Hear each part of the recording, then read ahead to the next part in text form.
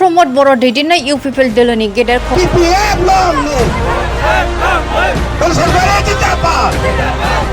थारैनो प्रमोद बर' दैदेननाय इउपिपिएल दोलोनि गोजौ थाखोनि मावथिफोरा नंखाय रादाय होनायनि थाखाय इउपिपिएल दोलोनि मावथि आरो सोद्रोमाफोरा इउपिपिएल नागारना बिपिएफ हान्जायाव आखाइ हमफैयो।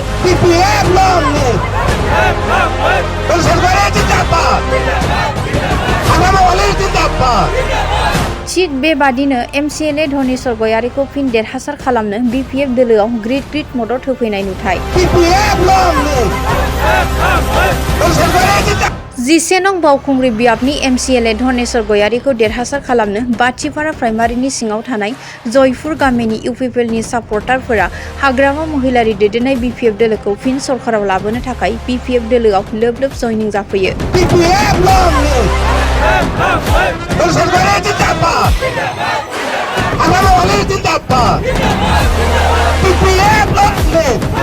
क'क्राझार जिल्लानि 11 नं बावखुंग्रि बियाबनि बाथिपारा प्राइमारिनि इउपिपिएल दोलोनि सोद्रोमाफोरा प्रमोद बर' दैदेननाय बिटिआर सरकारखौ दुखु मोननानै हाग्रामा महिलारि दैदेननाय बिपिएफ दोलोआव सा 120 मावथि आरो सोद्रोमाफोरा बिपिएफ हान्जानि आसार खान्थिखौ मोजां मोननानै एमसिएलए धनेश्वर गयारीजों बिपिएफ हान्जायाव आखाइ हमफैनाय नुथाय।